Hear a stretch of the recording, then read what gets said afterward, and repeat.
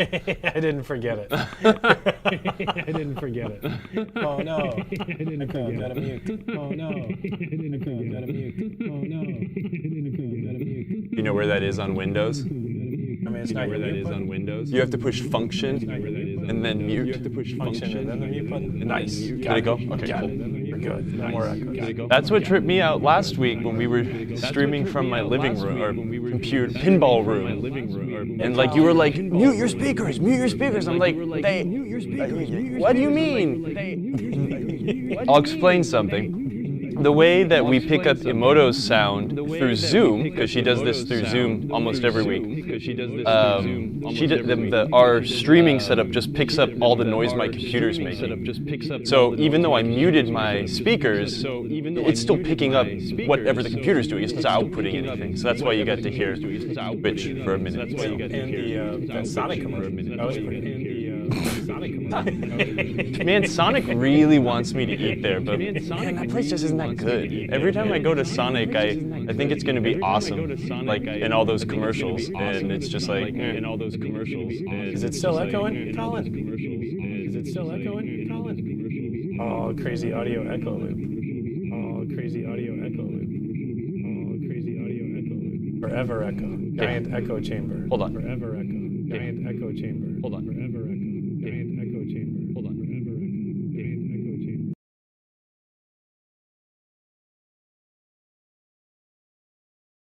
Give us a second. Oh, how about now? Yeah, how about now? We're going to talk a little bit. Said it stopped. It stopped? Yeah. Okay. Yeah, sorry. Awesome. Thanks, Obi Drunk. Well, we're here just to make sure y'all are on your toes because, we always have these errors, and when I know we're not going to have an issue, I always build in an error to make it seem like we're still having problems. So you keep subscribing and giving us a little bit of money to upgrade our... No. It's just a clever ploy for extra bits, huh? Yeah, it's... Colin wants it back. He loves the feedback, baby. Well, we know how to do that. Oh, you know why? I think you were getting the same thing because you have Twitch open right now, don't you? Yes, I do. Yeah, so it was doing the exact same thing I was just describing. Nice. Nice. So, We yeah, learn see? from our mistakes. It was planned. Anywho, yeah, we're here to do pinball stuff. Emoto is still being an expert film movie making person. This is so low on her priority list. She just, I don't need to be here. You guys got it, right? We do. But we miss her immensely. We're here, we're going to work on Hotline a little bit. We might not do like tons and tons and tons of work, but I definitely want to explain some things. What cameras are we looking at right now? Right now we've got Sony Cam and... That one? The blue one? No, not the blue one. Do we see my shirt? You want me to put the... No, we could, if we want to put the blue one on, yeah. For the center view? There you go. Or just wherever. Yeah. We're going to do 2 bits of work. We're going to look at the playfield, and then we'll start looking and talking about some of the devices in the head. Hopefully we can get around to like disassembling a plunger or a stepper. This game's extraordinarily dirty, so I kind of wanted to clean it first, but I ran out of time. But we'll still make a little bit of progress. Yeah. Okay, so how about you throw on the handheld cam? So I finally figured out why the wood putty existed on the playfield also. It was not apparent until, like, seriously, 30 minutes ago. This guy over a little bit too, get you in frame a little better. Yeah. There you go. Hey, better. We finally figured out why it was here. When I was just finishing up the sanding, and I was cleaning up this edge here, and I was like, man, that doesn't make sense. That edge is weird. I started sanding down, and then I noticed, like, wait, there's absolutely an elevation change here. And I didn't think about it until now. This is a byproduct of the rest of this ply being missing. The top piece of ply came off, most likely due to rot, water rot or something. So I think it was someone's half-baked plan to fill this in with wood putty for whatever the hell reason. It was awful. Anyways, it's gone now. There's a bit of a ramp here. I might try to make this look a little nicer, maybe by adding some wood putty. I might just clamp the rails back on and see if the ball doesn't do like a big old hop once it gets to this transition here, but I don't think it will. This game is old, it's slow, you know, we're not launching like crazy multi-balls or anything. But yes, that is why this was done. It was awful. Some good ones, man. What? So Colin's asking, since Emoto's not here, does that mean boys' style of talk? And unfortunately, we have to keep it PG. Yeah. Because this is a family show. Colin, it might mean we can talk about beer a little more than usual. But she won't rein us in so yeah, hard, exactly. But got to keep it PG. Yeah. See, Kyle, will you be crimping with your new toy? Not today. There's nothing to crimp on this EM? There's nothing to crimp on this thing. But we might actually, I think we were supposed to finish this game this week, Strikes and Spares. Okay, yeah. And then everything got all cattywampus and whatever. We're back to doing this. But when we finish that thing, I definitely want to use the crimper a little more. That game's all done. The chimes are in there. We just need to kind of put it back together and make sure all the light sockets work, and we actually get to play it. It's been a long time since I finished a project. It's disheartening. What are the other good ones? Let's see. Obi Drunk Kenobi, I think in response to your saying that it was a half-baked idea, that he says they were fully baked. Yeah, LOL. Good point. They might have been more than just baked, if you know what I mean. He also mentioned that kids love beer. And Colin Bax is just shouting beer. This is devolving very fast. No. We're better than this, Emoto, I swear. Beer is a very family-friendly drink if it's done in moderation. Steve, could I get you to help me flip the rotisserie over? Absolutely. Yeah. We're going to start working underneath. I could probably do this by myself, but it's a lot more elegant if we have a partner. So what are we doing? We're going to loosen this guy. Loosen this guy. Then let's flip it. Yeah, just like this. Get it all the way down. Right? Then really tighten the F out of it. There's no more F's left in there. No F's? Okay, good. Press F to pay respects. Let me get that tape so that ply isn't dragging down and I hit it with my shirt and then I rip it all off. Because you know that's going to happen. Yep. And I also just realized that the stepper I want to work on is in a weird spot, so I might have to move the other camera, but that's okay. There's all sorts of wood putty dust. Ew.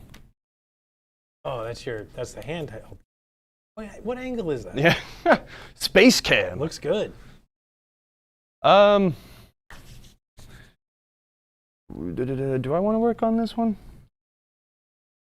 Nah. Let's work in the head. But we'll get back to this in a minute.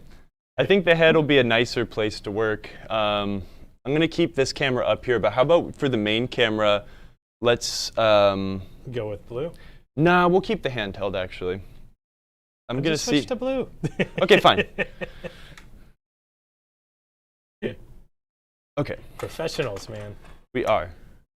Multi-switching camera people. Is this framed okay? Oh, thanks, Obi. Actually, wait. If I move this way, do I have enough cord? Something like that. Try not to get too much backlight. No, it looks good. Looks okay? Everybody think it looks good? Can you see? Good. We're going to be taking some of this stuff out and moving it a little bit. I think we will work on, I think this is the match unit. Bertok's here. Oh, gosh. I just called him out, too. Everybody knows who he is now. This is gross. So they, electromechanical games work, there's a few different things. Let's give them names. We've got relays, a solenoid that pulls in and activates many switches. The other thing that is really important and like the actual heart and brain of an electromechanical game also are the stepper units. A stepper is really simple. A score reel is a stepper unit. Let's get one out. These ones are wing nuts because it's old.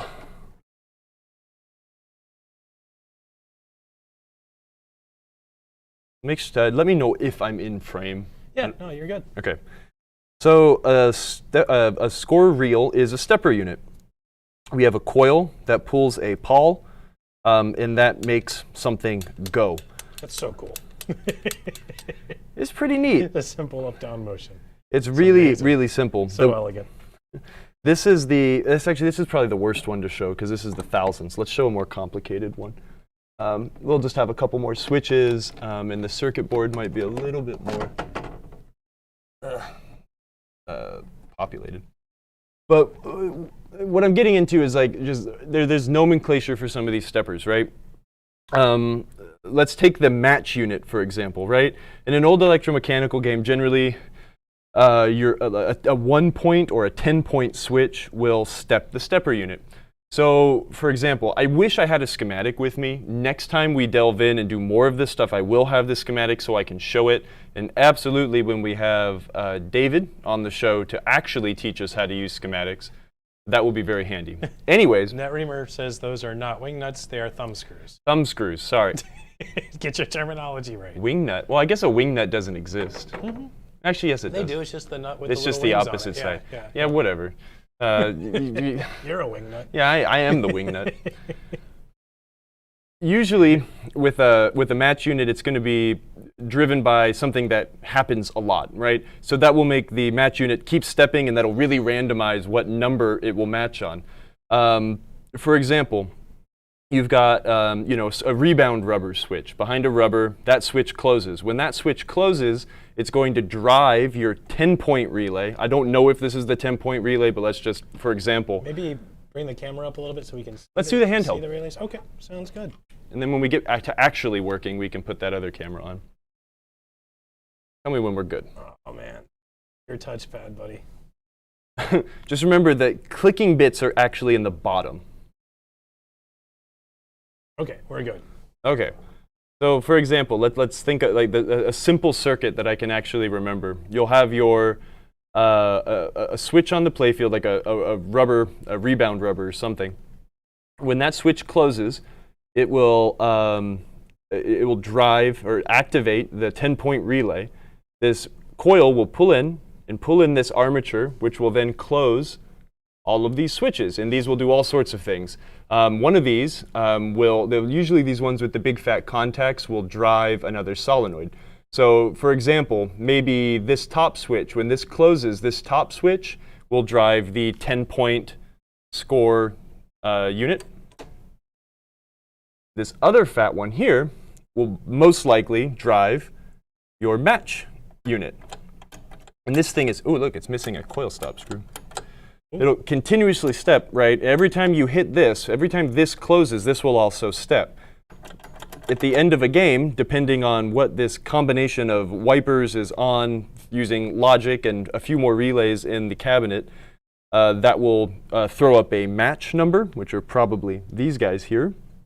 And if everything lines up, the circuit goes and drives, a relay to give you a free game, drives the knocker, etc.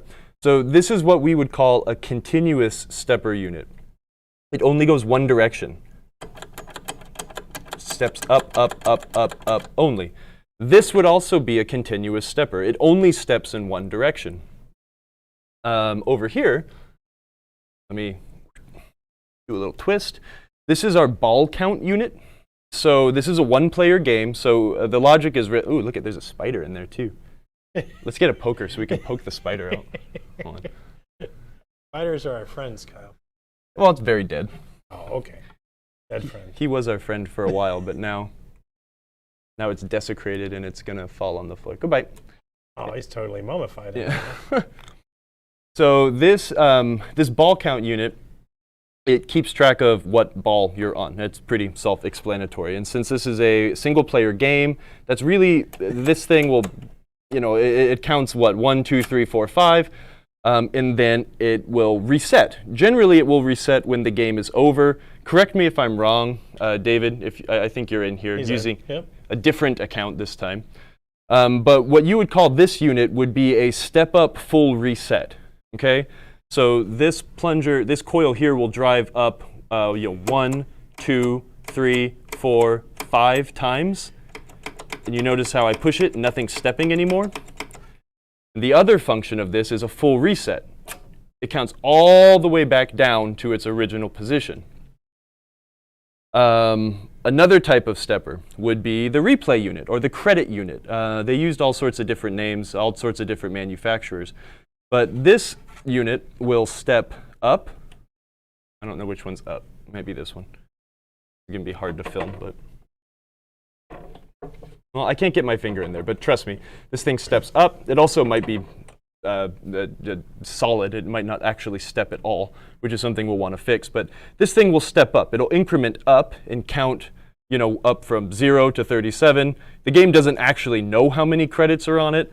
There are 2 switches on this thing that will tell it, hey, I'm not at 0 anymore, and hey, I'm full, so don't ever step me up again. That's an operator adjustment. You could, to keep someone from winning up to, 30-something games, you can stop it and be like, yeah, this is maximum 5. Anyways, back to the point. This thing will step up and step down. So one coil will drive the reel in one direction, and another coil will step it down one time, as opposed to stepping it all the way back. So the credit unit hard to reach plunger is step down. Step down? Okay, thanks, David. So this thing is just actually, no, well, it's grody. This is one that we're definitely going to want to take apart and free up. This thing has a combination of nasty grease and dust. I'm surprised that this thing actually steps okay. Let's see, am I missing another kind of stepper? Continuous step, step up reset, step up step down. I think there's one more, but my brain isn't working, so David, tell me what it is and I'll try to explain it. But those are the different ways that the game is keeping track of things. While we're looking at score reels, let's take one out. And I'm glad that I have David here to correct me when I say something wrong. This makes me nervous talking about this stuff because I am not. Yeah, I can't correct you. I don't really know jack about hymns. I mean, they're beautiful, fun to play, but man, I don't really work on them. Williams score units are my favorite, and next to Bally, because they don't have the same problems that Gottlieb ones do that make them a pain in the ass. This is your end of stroke switch. This will kill whatever is driving this once the actual plunger itself has reached its end of stroke. So this thing hopefully doesn't burn up. You've got the circuit board here will help with match. I don't remember. I need to look at the schematic to figure out what all of these things do, but this is one of the ways how the game will tell what number it's on, right? There's a wiper on the other side of the back of this drive pawl here, and each of these wires will correspond to a number. So when this is displaying 2, that wiper is connected to whatever wire here says 2, which matches up to a wire on here in a circuit that says 2, that also has that lit, and if those are all in line, magic happens and you get a free game. These switches on, I have to get down. These switches on the top of the score reel here are probably the most important ones. These are the switches that tell the game how to reset and when to stop, when to keep going of the score reels, right? You've got 3 switches that basically say, and I don't remember how Williams runs. I don't think we can see them in the frame, the switches. Sorry, these guys here. That's better. I don't remember how Williams did it. I'm pretty sure, well, we could probably find out. Excuse the jiggly camera. I have to try to hold the thing and step. So we're going to step this thing until it says 0. 5, 6, 7, 8, 9. And we're going to step it to 0 and watch what these switches do. Okay, so they're all open. The way this game knows when it has reset the score reels is when something in the, when every single one of these switches, whatever they're tied to in circuit, when they're all open. So let's step it to 1, right? I'm going to step it, try to step it 1 time. We've got a couple switches closed. So if this game was sitting here trying to reset, having these things closed is going to, as the score motor is turning and sending pulses to drive these things to keep them resetting. As long as these two things are closed, it's going to want to continue pulsing this unit to step it until they all eventually open again, which is how it knows it's on 0. That's a real common problem on electromechanical games. It's not this isn't like a catch-all way to fix this issue, but if you've got a game that is, constantly trying to reset, it's not resetting, and you notice the score reels aren't on 0, that could be a problem there, right? If they're constantly running and they never stop because they can't actually get to 0, these switches probably are out of alignment somehow. The last switch, though, is the important one. The game doesn't know how many points you have. That is something funny about these old games. 5, 6, 7, 8. So when we have 9 points and the game needs to add 10 points, what happens? We're going to roll this over to 9. Let's watch this unit again. There's going to be a cam that's going to push down on that bottom switch. So now this is the... Oh, which way do numbers go? I don't remember how to read. Yeah, that's 1. So this is this is the ones unit. If we were to score 1 point, the 1-point relay would run. This switch is closed. So as this thing runs, it will step this up 1 time. But since this switch is closed, it's also going to know to hit the 10-point relay, which will then step this up to, this will be 0, that will be 1. So we have 10 points. That is a very basic and very sloppy explanation on how these things kind of work. But it is these switches are all vital on all electromechanical games to make sure that they are cleaned and adjusted correctly. I don't know about Williams, I don't know about Bally 100%, but I know Gottlieb, they changed the order of these switches and also the, it's 0, all of them will be closed, or it's 0 on some games, they'll all be open. Sometimes 9s are open, sometimes 9s are closed, I don't recall. So, sit there with your score reel, read a manual, read, someone smarter than I am on the internet. But sit down with the score reel and watch what it does. Look what number it's on what these are doing, and you can kind of figure out where they might need to be. It is real common for people who, maybe search something and it's like, why is my game not resetting? It's like, oh, check these things. And it's real common to find a novice come through here and really mangle those things. So just be on the lookout.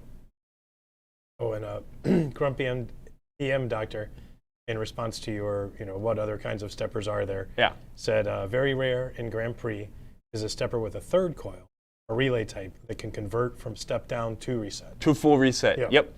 Yeah, so, okay, that's a good point. That would be fun to show Grand Prix if we ever do anything at my house again. But I forgot about those too. Interesting. Do they use those on Liberty Bell as well, David? I know that the scoring system is similar on both of those games. So good. Okay, I'm glad that I got all of those. Let's see, common failure points on these old Williams electromechanical games. This pawl, do you see that shape? How it's kind of got a dog leg that goes towards the left. It is common for those nylon pieces to snap at those two 90-degree areas there. In fact, we are actually working on getting replacements for those things, figured out somehow, hopefully. So one day, we'll be able to have new versions of those. But yeah, I'm going to put this thing back in. I think we're going to remove the match unit. Even though it steps nicely, let's get it in our hands. Let's look at it. Let's clean it up. Let's see what could be changed. My rule of thumb, you want to switch back to blue cam? I'm about to move the camera around aggressively. You got it.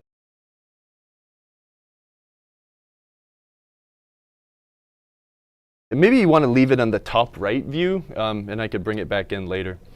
Anywho. The handheld? Or? Yeah. Yeah, we'll keep it like it. Okay, I'll request it when necessary. When you need it, just let me know. What I was taught, and I think people smarter than I am will also agree, when I work on electromechanical game, I don't do anything. I don't even turn the dang thing on until you just disassemble the steppers and make them step freely and happily.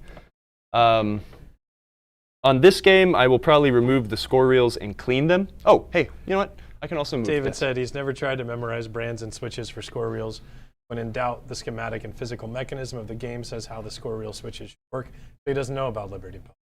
Okay, fair enough. That's the thing, right? Like if you kind of familiarize yourself and understand, you didn't even need to read the schematic, but if you understand what these switches are trying to do, just holding it in your hand and stepping it and looking at the numbers, you will be able to figure it out. It is pretty self-explanatory.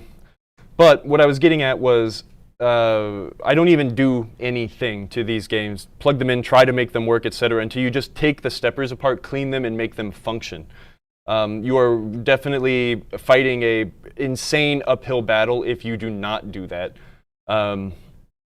The steppers resetting and getting themselves to a point of the starting point where the game's logic, where everything needs to line up to actually start a game, they're vital. And if any of these things cannot reach that point, the game won't start. So, in my opinion, and I'm not an expert, I do want to start there.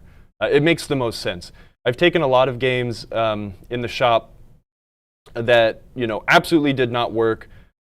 You take them apart, clean all the steppers, make sure all of that is awesome, hunky-dory, and you've got a game that works like 98%. And at that point, it is small adjustments. But the big, complicated things, a lot of your big gremlins exist in these devices. Maybe not so much the credit unit, but it is one of these devices. We need to include it. On the playfield, I'm going to turn this camera. Will it lock up the coils if they're not straight? What? I guess the full assembly, if it's crooked in there, would it lock?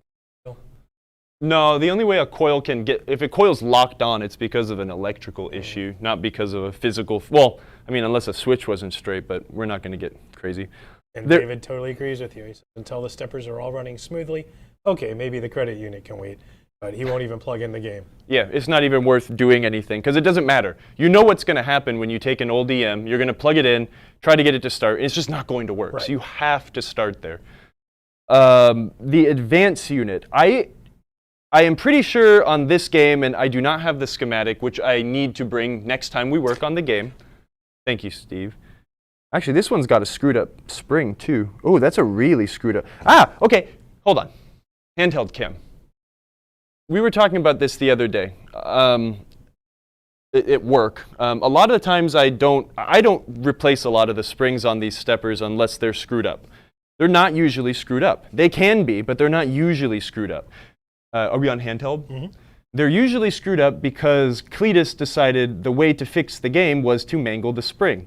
This advance unit, I'm pretty sure the advance unit is what runs the dot matrix, right? Well, what we're going to call the dot matrix, the HOTLINE.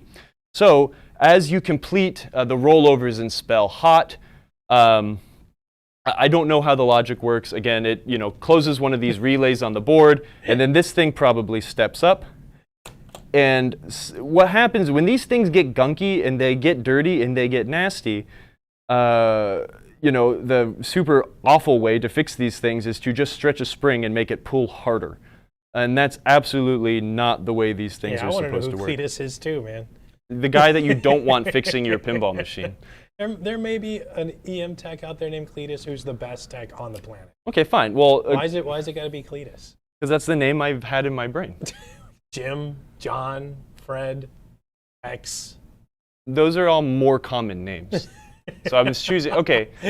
But David says Cletus has previously worked on every game he's ever worked on. Yeah. And Obi Drunken Obi said that was the name of the spider. It's Cletus. Sorry, you did a crap job. Anyways. This isn't good. Another thing a lot of people do on Gottlieb games, Williams games too, is spin the torsion spring. And we'll get to this when we go work on the match unit. I think that's the one we'll start with. I don't want to start with this one. I don't have another table over here. It's kind of easier to work in the head. It's awkward to film this. I think if I didn't have to try to rush to set all these cameras up, we could have come up with something better. But for now, like in a basic overview, let's start with something simple like the match unit. And we'll come back to this, because I would also want to replace this spring because this is dumb and bad. and I'm not going to mess with it. But I'm pretty sure that this stepper here is for this. We sell that spring kit, so you could probably just grab one from Go Specialties. Definitely. It's a neat stepper too with this big board. It looks like Williams did put like reference marks too. That's something I want to talk about with not losing your place. But anywho, let's jump back over to the head, and we will be working here for a moment. Let's get this thing out, put it in our hands. Again, this is an extraordinarily simple game. You know, I think there are only 2 steppers that actually make a lot of difference in this game, logic-wise, which are the ball count unit and that advanced relay. This doesn't need to work at all, right? The match unit really doesn't need to work to play the game. The credit unit doesn't need to do anything to play the game, but don't be lazy. We fix everything. We're not going to jimmy rig this thing. I'm using a magnetic 11/32 nut driver to get these nuts off. And since it is magnetic, it's going to be really hard to get this dang thing out. So keep a screw next to you to pull it out. I'm going to empty whatever's in this magnetic bowl. I think this is Indy 500 ramp parts. Nolan said it was Cletus rigged spring. And Cletus. Poor Cletus. Getting all the blame, none of the glory. Well, you know, I'm sure someone out there's swearing my name too, so it's probably Cletus. Kyles. Kyles are supposed to be the tough guys, right? Kyles are the ones that apparently drink monsters and punch holes in drywall. And I can tell you, monster's disgusting, and I've never punched a hole in drywall on purpose. Panic Steve says, don't be mixing my Indy parts. It's all just screws. He says until he tries to put it back together. Well, we're gonna Cletus the whole thing because I don't remember how it goes back. No, just kidding. Oh, so you're Cletus. I'm Cletus now. With a K. Yeah. We're missing one screw, so we might as well take the other one out. I'm going to remove the step-up coil here just because it will allow us a much more lovely range of motion. Don't fall in the game. Thank you. God, this thing is disgusting. It's super dirty. Every like weird barn find South Carolina pinball machine is covered in a nasty coat of barn dirt. I don't understand. At least you think it's barn dirt. Yeah. It's skin flakes. So this is the match unit. This crazy spider. Those are just amazing to me. That's just such a crazy design. They're cool. And this is simple compared to like some crazy ones that are in like bingo games or shuffle bowlers sometimes. Right, yeah. These connect circuits, right? This is a circuit board, just like your computer and your solid state game is a circuit board. This is just extremely simple. I do not know what these do, but I mean one set of these is lights, right? And one set of these is something else in the logic to create the match that matches up with these circuit boards on the score, what are they called? Score units, whatever. We don't need to talk about that. What we need to do is make sure this thing works and it's happy and it continues working.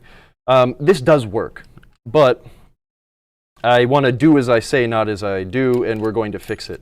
What I like to try to do, I probably should have done this without removing the stop, but what we want to try to do at the end of this is be able to have this thing step and work using, in slow motion, right? Let me kind of put it back together. Can I? No, I can't. What I'm saying is, right, when a coil is driven, it's a very intense pull in and then let go. But a really well-functioning, proper working stepper unit that's clean and been given all sorts of love, you'll be able to pull this plunger in really gently and let it go very gently, and it will make its complete step without, you know, necessitating a harder pulling spring or anything like that. Magic Ditto says one blade activates the light, one credits up. Yeah, that's what I figured. They connect certain things. That's probably the difference between these two, right? One of them is for lights, one of them is for that other part of the circuit. But it's not super important for what we're trying to learn, but it is a fascinating way to get the job done. What I want to do, this one, even though it's not super important, it's just good practice. I'm going to get my poker, and we are going to scribe. I'm going to scribe in where a few of these are. This is a this is a shaft that has 2 flat sides to it. So you can get it 180 degrees out, right? I can either put it on this way or that way. And for this stepper, it doesn't really matter because there is no logic to this. It's just continuously moving every time you hit one point to give you your match. But just for good practice, and because this is probably the only stepper we'll take apart today, I'm going to mark where, how many spiders are there? There's 4. I'm going to mark where the top 2 spiders' long legs are. So I'm just going to get my dental pick here. I'm going to scribe a little V. It's probably hard to tell, but this is one spider, this is one spider, this is one, and this is one, and they're all pancaked on top of each other. So I'm going to mark where these 2 long ones are. Spider pancakes. Poor Cletus, I see his legs laying right there. I feel bad now. We named him, so now it's like... Now we got to bury him. Oh. And how many pieces? This one might not even necessitate taking the entire, we might not even really need to remove the gear and the wheel, but maybe we will just for old time's sake. And it has honestly been over 2 years, since late 2019, since I've actually taken one of these things apart. So it'll be good experience, especially if I fail on camera, because it's good for my ego. Right, little ego death never hurt anybody, Kyle. Absolutely not. I'm not scared to fail on camera anymore. I used to be. But now I just shrug it off. We're going to want to remove the nut. This nut right here is connected to this, the drive gear. So we're going to put our wrench on one side. Become one with Cletus and eat a piece of him to gain more power and knowledge. Says Obi-Wan Kenobi. I don't know if I want that kind of power or knowledge. This thing was actually kind of loose, but what we'll want to do for the most part to get these things out and loose when they are tight is you will need something to stop the gear, right? When I turn this nut left, that's moving against the teeth, right? I'm going to turn this thing. It says losing the fear to fail on camera is the beginning of the end. Well, you know how much of a nihilist I am, David. Like I've been one with the end for quite some time. But what I was trying to say is you're going to want to stop the gear, right? So I'm going to shove something. Most stepper units will have a place where you can insert something and make pressure. I am just taking a screwdriver, inserting it here, putting a finger on the gear, and then I will break it loose. This one is nice and loose. These do not need to be installed very tight, and we will kind of look at that later. David, we are going to do this on a Gottlieb game eventually, and we'll set it up better. I think I have some Gottlieb steppers that are not attached to playfields, so it would be good to have your expert advice while we do it. Split ring lock washer, skinny nut, and now we have our spider.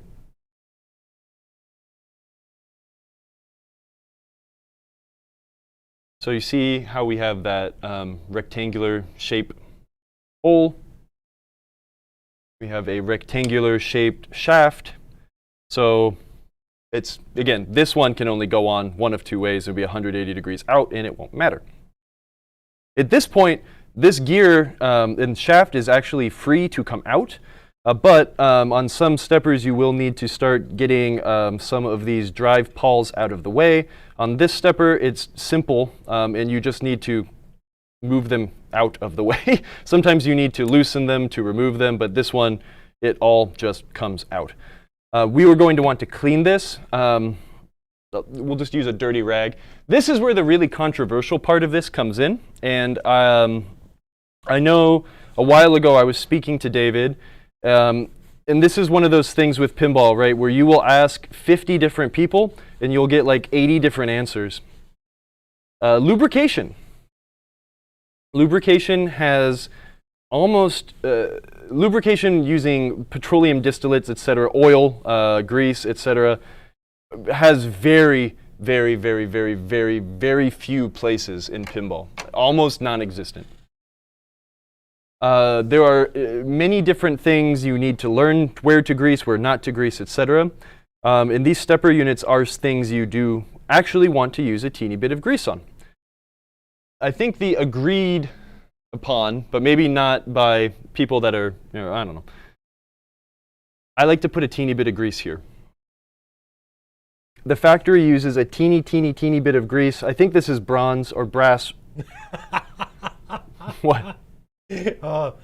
Still talking about the spider. Oh my God. God. The brass spider is a very sexy spider, and we can see why Cletus was giving the machine a look over. Yes. I think you're onto something there, Obi. I don't disagree. I definitely think you are onto something as well. Like the Pinbot, bride of Pinbot of spiders. A cybernetic pleasure spider. This is getting a little out there, but I like it. I'm going to use my scouring pad, and we are very lightly going to clean the gunk. Can you handheld really quick? Yeah. This might be blown out, so tell me if I need to reduce the brightness. Did you see the heads of these, the contacts on this board? It's a little blown out. Can't really focus on the contact. Yeah, hold on. Moto has a fancy way of like focusing the camera, but I don't know how to do that. You see him now? Looks a little better. Still kind of blurry, but I think it's passable. Can you see the dirt on the heads where those spiders would pass over those contacts? Yeah. We're going to want to make these really clean. So let's turn the handheld off. Oh, not PBR grease. No, not PBR grease. It says, I clean rivets with maroon Scotch-Brite scrubby, then alcohol to remove loose bits. I grease rivets with PBR grease. Sorry, Mark. You have grease? I use so was that David? Yeah. I haven't used the PBR grease, but I also don't do a ton of EM work that's not my own. I reluctantly work on customers sometimes, but I really enjoy it when I do. The way Chris taught me, and I know this is the way Chris taught you as well, I use a little bit of less is more. You want me to go back to the CV axle grease? Yeah, blue chem, please. And I'll show you what I mean. And I might not do it here because this is clean enough, and these Williams steppers are kind of not picky in my opinion. I'm using a purple scouring pad, and I'm going both directions, and I am trying to shine these contacts up nicely. I know a lot of people do like to use a Dremel to clean switch contacts and stuff like this. I've never done that, and I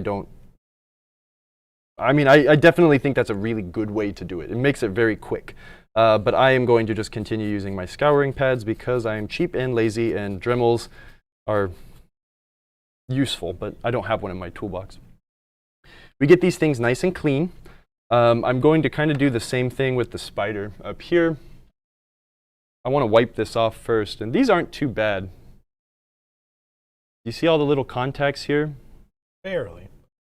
It's hard. They're dirty. Let me wipe them off first, and then we might shine them up just a teeny bit. But the goal is to just make good continuity, right? We want to make sure we have solid... Oh, no. What? Says he uses CV grease everywhere but the wiper boards, but Chris is now using PBR grease. Uh-oh. Well, it's time for me to change. It's time for us to figure out what it is and start carrying it, huh? The CV grease, and it's not really...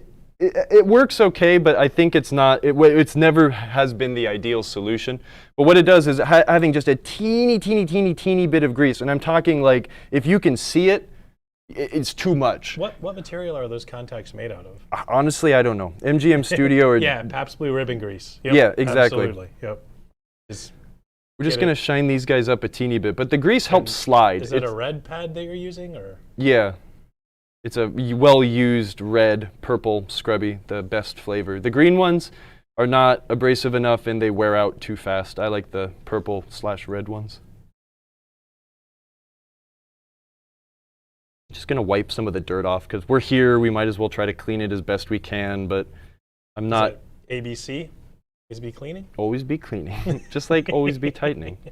It just looks better. It reflects well on your work when you clean things as you go. Everybody likes shiny stuff. I think. Sometimes there's too much shiny, but I like... Never. It's never. Just gonna wipe off all this crud. And then I'm gonna go grab my grease from my toolbox. Thing is really grody. Kind of looks like a pop bumper skirt, like a metal pop bumper Yeah. skirt. Metal saw blade pop bumper skirt. This is really grody. Well, hey, Jaded. Well, thanks for showing up. Howdy. Never be Cletus, NBC. Oh my God. Well, Cletus is dead. I see his legs sitting right there. Exactly. Don't be Cletus. Don't be Cletus. It's grody. I'm not going to Thanks, spend Tim too much Kinzelman. cleaning That's it. pretty funny. That is a good one. Okay, let me go get that grease. The goal of the grease is just to help the unit slide gently.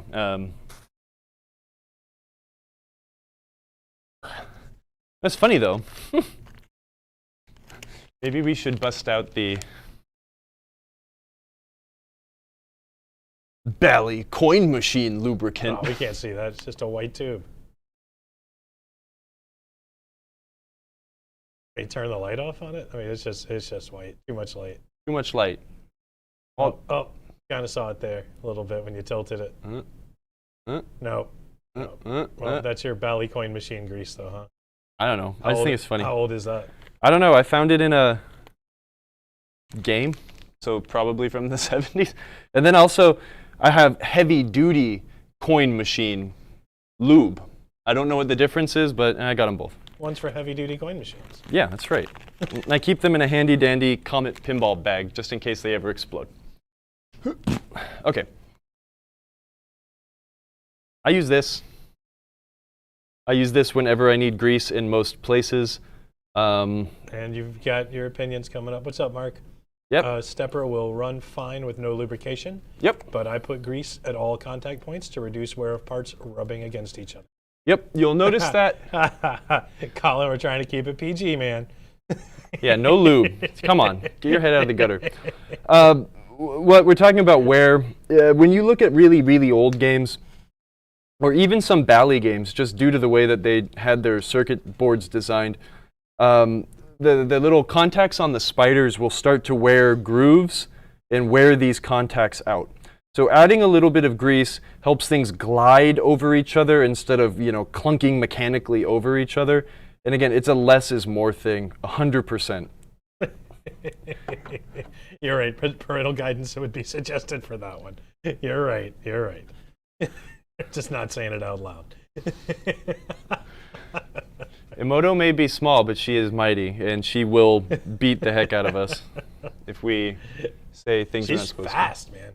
Probably getting like 4 punches before you even pulled your arm back. I'm going to go get a paper towel, because you don't work with grease without a towel to destroy. She's really strong, too. Surprisingly strong.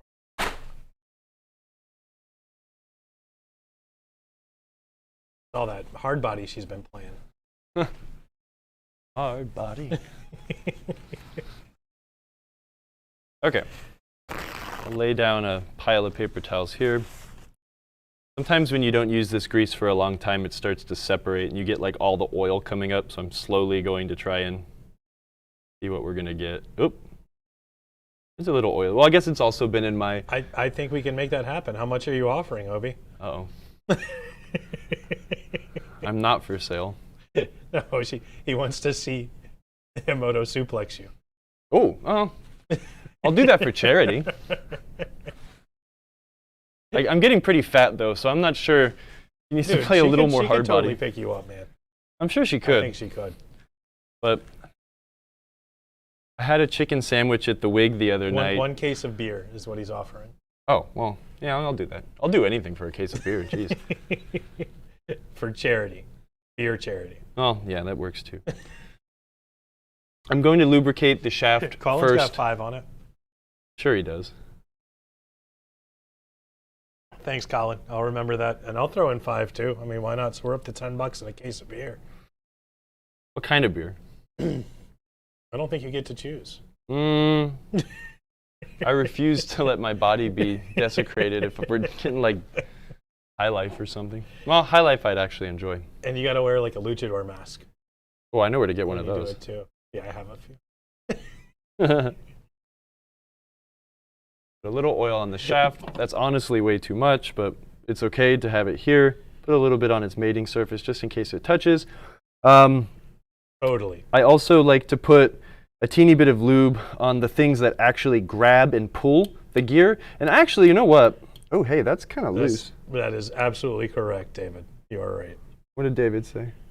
He said, Emoto is scrappy. She would leave Kyle a crying mess in less than 1 minute.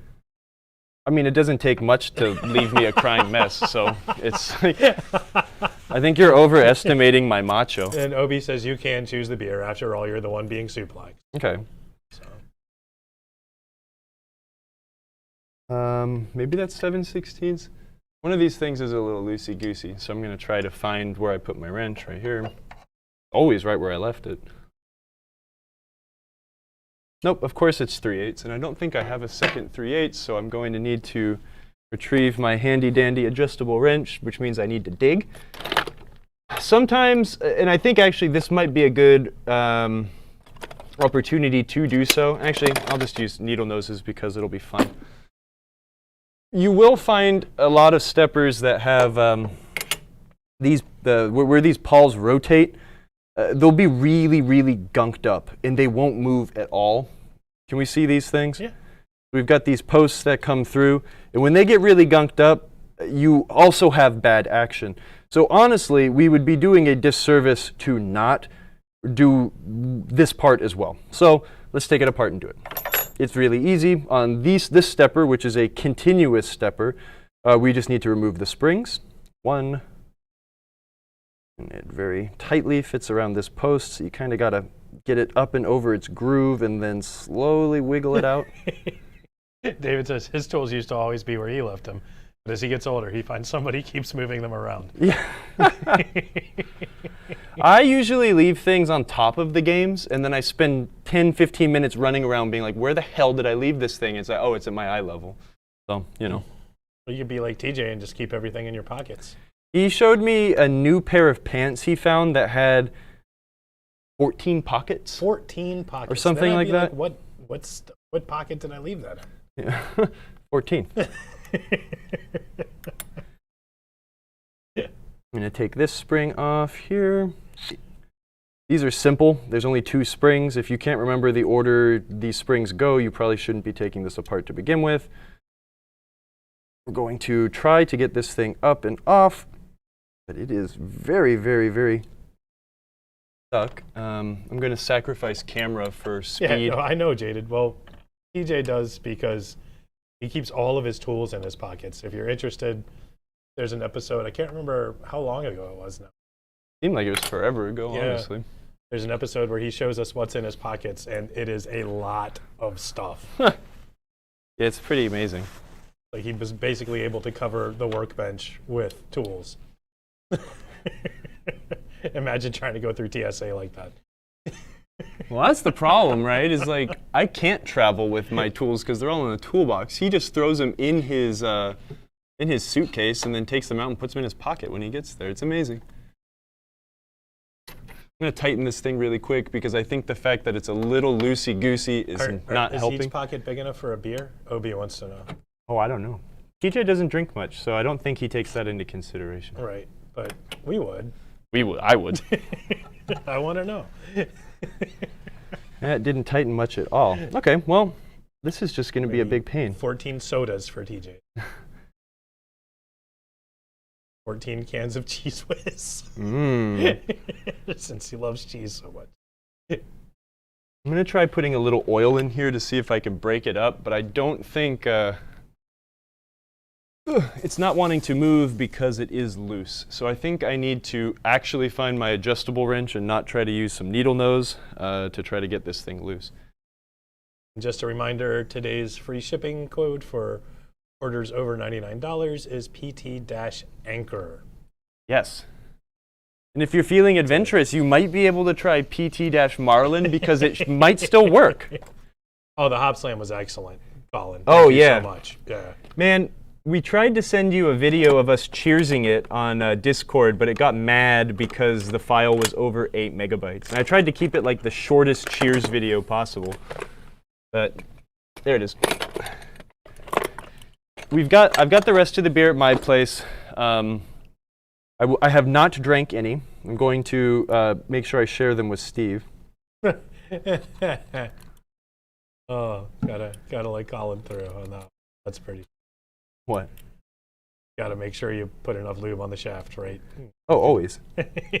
Hey, oh, come on. I mean, pinball is a thing full of innuendo. So much innuendo in pinball. So there's nothing wrong with letting that go through.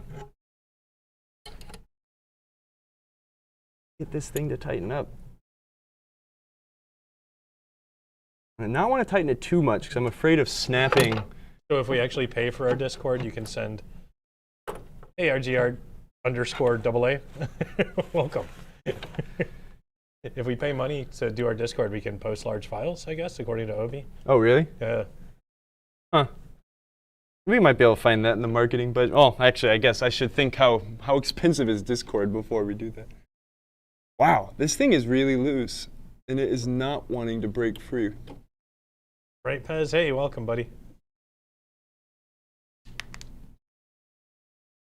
That makes me nervous. I wonder if someone had loosened this because this thing is kind of stuck. I'm going to try using a screwdriver. Try tilting the camera down a little so we can see. Yeah. This is one of those things. There you go. This the post that this this fulcrum lever here rides on is spinning, and I wanted to remove it because I want to lubricate. Put a little oil in there, but when I try to spin it and pull it up, the entire shaft is moving with it. So what I need to try to do, and I don't want to clamp on it with vice grips or anything. Well, none of the good stuff, Colin, because he took it all home with him. So it looks like it's going to be Yingling after today's show. Yingling's good, though. It is. I mean, it's the oldest still operating brewery in America. So something to be said for that. Oh, APB Enterprises. Andrew, thanks so much for hosting our dudes in Chicago this week and hanging out with them and letting them know how willing you are to help us out. That means a lot. So really appreciate that, Andrew. Yeah, I want to come to your shop. I want to wind my own coil. Can I do that when I come visit? You gonna make me do it by hand? Here and spin this 800 times. Colin doesn't care for Yingling. But hey, man, that's what makes the world go round. That's right. Everybody's got their own flavors. Different strokes for different folks. Trying to work some oil in to break up the goop. I'm getting to the point where I might want to abandon this cause just a little bit because I don't want to sit here for another hour and try to fight this thing out. It says, yeah, you can wind your own, but you're not going to wind it by hand. You will have to solder it by hand. I can do that. Sounds like an invitation. All right. Well, I guess I'll just drive up to Chicago tomorrow. Not that far. It says 651 winding, 652nd winding, 653rd winding, 600. Lost count. Yeah, crap. Like when I'm counting things in the. Hey, Daniel. Daniel, hello. He just says, nice. Kyle is working on an EM. Yes. It's working on Hotline. Much more exciting than new games, that's for dang sure. But then you run into these sorts of problems that just drive you insane. Okay, so I guess what I should do before doing anything drastic and potentially breaking something that is essentially irreplaceable, take the board off. And you don't make sloppy coils, Andrew, so you're fine. I want a sloppy coil. I want it to be like... What are you going to do with a sloppy coil? I'll put it in one of my games. I want it to be like 4 inches around because I didn't get it round tight. Pregnant in the middle. Yeah. Just got blob. Like when you have your kids make like a cookie or a pretzel and it just looks like some awful abomination. You're like, oh, good job. I guess that's what you're supposed to do with kids. Make them feel good about what they do. Sloppy coils is what Cletus is all about. Well, he's dead, so stop bringing him up. Rest in Well, peace. I think we're talking about the metaphorical Cletus. Oh, metaphorical Cletus now? Yeah, Oh, yeah. okay. Well, Not the actual Cletus. Rest in peace. yeah. Took the circuit board off of this thing. I'm going to try to soak it in oil. And what might end up happening is I will just soak it in oil, and I'll bring it to work with me tomorrow and massage it. And I will try to get it to come loose. Again, here the issue is if people weren't picking up, everything is spinning. And I'm scared that we are going to break this post and stud. I guess I know a guy with a machine shop, so he could make me a new one, but I don't like having to get parts made if I don't need to. I would love to know those boring coil winding terms, Andrew. Yeah. know. What's a pregnant-looking coil? Is there a technical term for that? Floppy is way more fun to say. Okay, I'm going to try another DEF CON thing while you guys laugh. Hey, Ellie J. Welcome to the show. And yeah, I wouldn't suggest WD-40 for anything. No. That's a real good way to have an explosion. Well, I'd recommend PB Blaster because WD-40 is not a lubricant.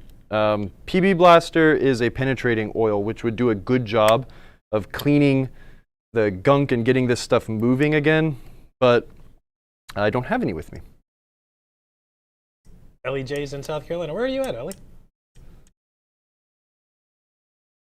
The great, hot, humid, sweaty state of South It's Carolina. so hot today. It is disgusting. Yeah, it's pretty gross. And your air conditioner doesn't work, so I have no idea. No, I mean it's a battle of wills now, man. Yeah. I'm halfway through the summer. I'm just gonna make it. It's not even August yet. It's a battle of wills. I'm tougher than that. You're tougher than I am.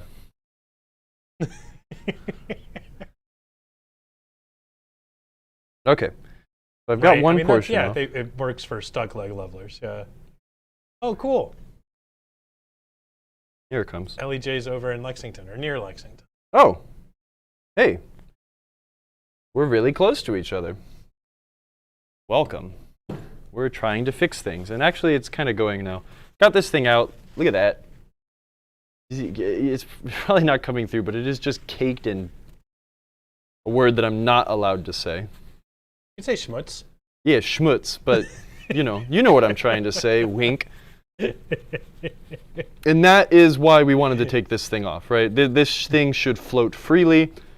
I'm pretty sure the only reason it was actually working is because that stud was super, super, super, super loose. So now I'm going to carefully try to tighten it down. Oh, yeah, we do this every Thursday, Ellie. So, every Thursday at 3 p.m. Intech Live with Kyle Spiteri. With K-Dog. That's what you want to be called now? No. What did Antonio call me? K-Smooth. K-Smooth. Yeah. It's Pintech Live with K-Smooth. Nah, That's me. I don't think we're going to do that. Why? Why can't I be K-Smooth? Because you're... I'm not very smooth. Exactly. Yeah, I know. I mean, I'm trying that'd be calling you like K-Short or Lil Kyle. Well, I'd accept all of these names. Okay, that's cleaner. Let's figure out what's going on with this guy here. Actually, let's bring that paper towel back because we definitely want to clean all the old schmutz off of this thing. How long have you been doing this, Kyle? Like, not today, but like Fintech. I know we started it right after my birthday last year. So I think we started in mid-April of 2020. Don't ever go back and watch those early episodes. Oh, but you can just to see how much we've improved. It is worlds better now. And it's a lot better when Emoto's here, too. So don't think this is as good as it gets, Ellie. Our main producer is out today working on some movie stuff. Yeah. So I'm just filling in for her. She's way better than I am. Give yourself some credit, my man. Okay. We've got like a fifth. Where the heck? Here's where Kyle might break something. I should summon a frost familiar to stay cool, since I have such an epic wizard beard. Yeah, you should. Please bring global cooling to South Carolina for just a minute. Okay, that's nice and tight now. I gave Nice, that thing Daniel. just a teeny little bit of a teeny turn, and now it's good to go. While I have it out, I may as well do this side while I'm just holding it and we have the circuit board off. Generally, you don't ever need to take the circuit board off. The only reason I took the circuit board off was so I could get to this nut to tighten down this post. Yeah, pinball is blowing up, Ellie. More and more Twitch streams that are based on in and around pinball. Seems like every week there's a new one. But ours is the best. Well, yeah, ours is pretty darn good. I'm not shy about it. It's best for people who like a certain kind of content. We are dorks. All of us are dorks. Total nerds, yeah. And I really like fixing pinball machines. And if I die tomorrow, I want someone else to know a little bit more. A little bit of something that I knew, so people can continue fixing games. So everything we do is to keep games out of the landfill. That's the way I've looked at it for years. some games. Some What games games need. do you want in the landfill? Like Wicco Big Top, maybe? No, that's a fine pinball machine. No machine deserves to go to the landfill, even Vacation America.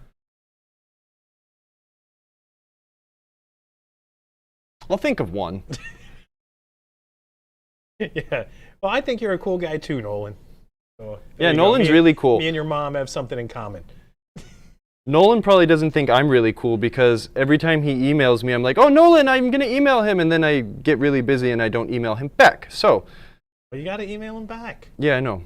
Well, the person that I need to ask the question he keeps asking me is never around to be asked the question. So we need to, he wants to sell us his NBA Fast Break playfield. Sure, Ellie, swing on by. We'll be happy to talk to you. If you want to shoot an email with a pic of what's up with your playfield, we can help you out with that too. You can just send it to sales@marcospec.com. Or if you'd like Kyle to take a look at it personally, it's K Spiteri, and I'll put that in the chat so everyone has his email. No, I've got an easier email. It's kyle@marcopinball.com. Oh, Kyle at Marco Pinball. Yeah, because no one wants to know how to spell my last name. It's weird. Okay. What solvent are you cleaning with today? I don't have any solvent, so I'm actually using a lot of finger strength and paper towels to just clean all the gunk off. But this is what we're going for, right? I would choose Dracula Obi Drunken Obi just because that would be a cool pin to be buried in. Yeah, But that what would be you a good choose, one. Kyle, if you had to choose a pin to be buried in? Well, I mean, let's be honest. I mean, Scared Stiff is a coffin. Oh man, that's perfect. Well, it's not. I guess it's technically a crate, but But I mean, I would feel really bad about putting a Scared Stiff in the ground. oh yeah, absolutely.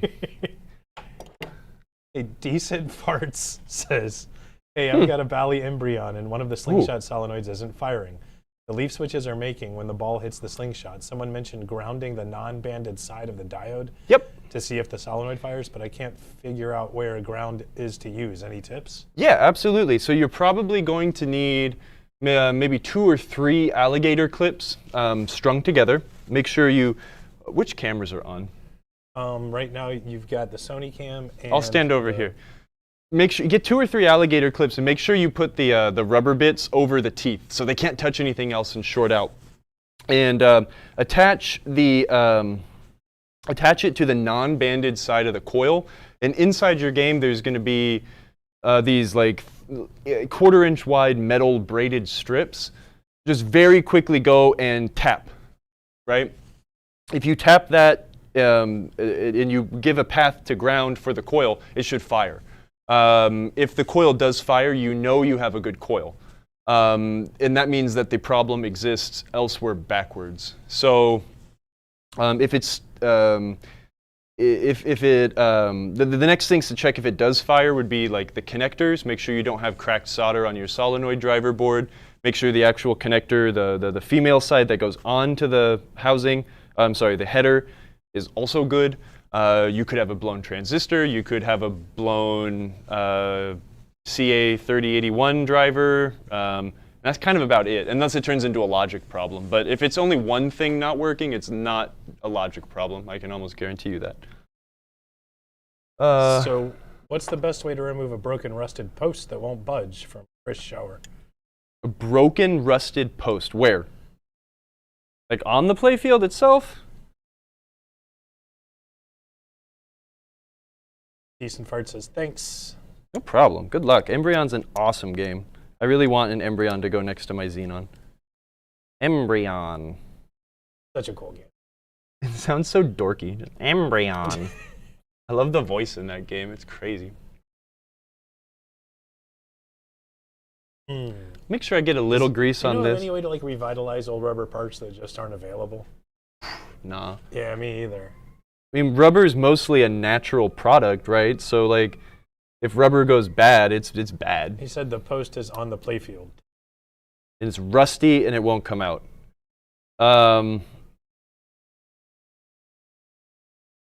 Guess is it in a T-nut? Is Yeah. there a nut on the bottom? Well, I guess that's the problem. Well, I mean, what I would do is I'd break it. If Yeah. it really won't come out and it's Yeah. a T-nut, just keep twisting it with a hollow nut driver until it snaps, and then pound it out through the bottom and replace both sides. That's what I would do. It's not elegant, but it does the job. Pen Daddy, what's the rubber?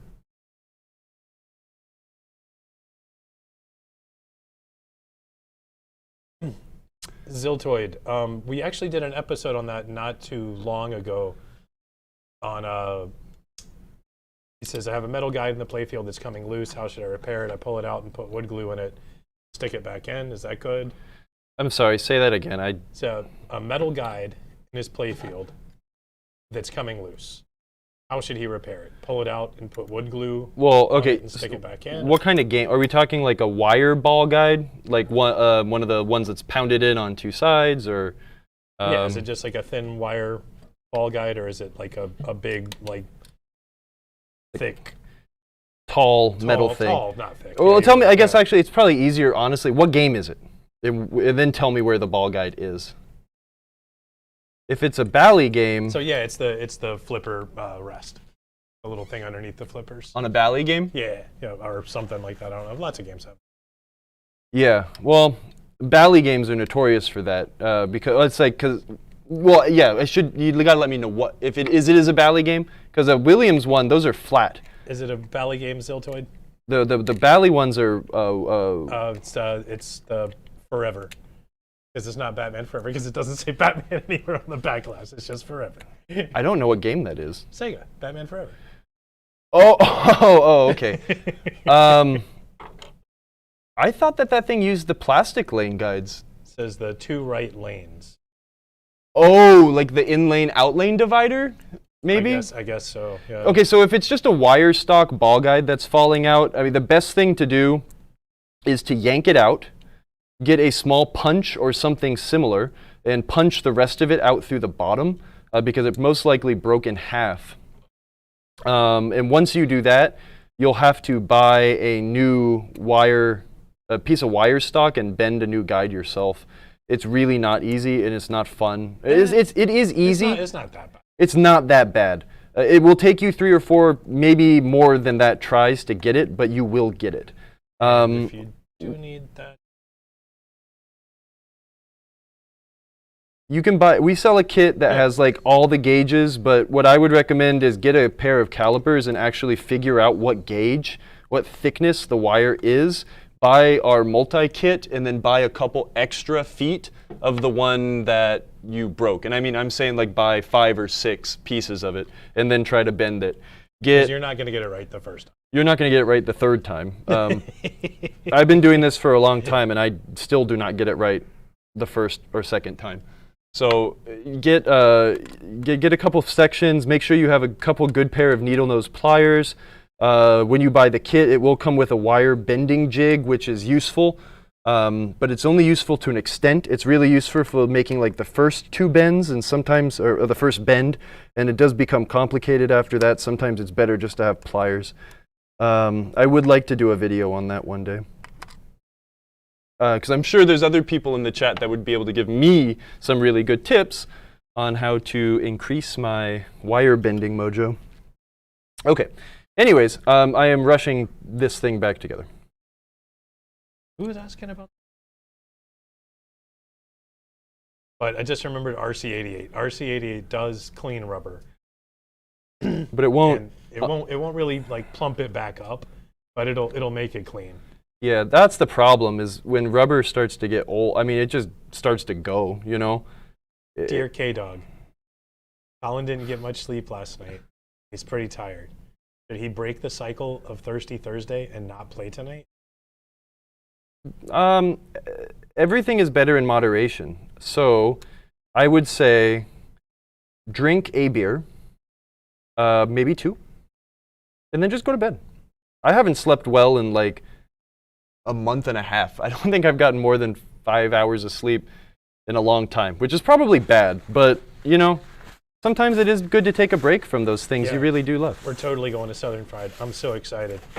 I haven't been to any shows in so long, and Southern Fried's going to be my first in about over a year. Really? Yeah. Well, of course it is. All right. Oops. And I'm just thrilled. Just knocked a spring off. And Decent Farts has one more question. I like them. If he's seen someone mention putting Embryon plastics in the oven to flatten them out. Is that a valid thing to do? And if so, do you know what temp time? This is a harder question to answer. Oops. Yes. But I think it comes out a lot better if you prep. Let me get back in the camera. Start with, we keep moving it. What I did, or what I do when I flatten plastics, and I think you can get new Embryon plastics, so that's your MO if you want to try to fix them, but you can get new ones. Get 2 pieces of glass cut to fit in your oven. They have to be absolutely clean and devoid of anything. And the way I have done it with really good success is heat your oven up to like as low as it can possibly go. Like, 125, 130, 150 degrees. Make sure the plastics are very clean. Make sure the glass is absolutely clean. And stick them in the oven. You are not going to want to preheat the glass, right? Get the oven, or honestly, I'll preheat the whole thing together. So clean everything really well. Put the glass in, put the plastics on top, put the other piece of glass on top, turn it on to like 120, 130, basically as low as it can go. Let it bake for 20 minutes. Check it. Do they look flat? No. Go another 10 minutes. Do they look flat? No. Go another 10 minutes. And that is a pretty foolproof way to do it. But don't do that if you're not prepared to ruin them. It can happen. And I don't want to be responsible for ruining your plastics, so. And those plastics were the goalie head plastic on Zakaria Soccer Kings. Soccer Kings? Yeah. That's a great game. It is super cool. I want to play more Zachariah games. So if anyone has them and they plan on bringing any sort of pinball, or if they want to bring like really cool games to a pinball show, I'd like very much 1,000 times ask you to please bring Zachariah games. I love them. I want to play Pinball Champ 82 so bad. Is that the one that had the Polaroid in the? No, I don't remember what game that is, but. Are you sure? I'll have to check. I don't think so. IPDB.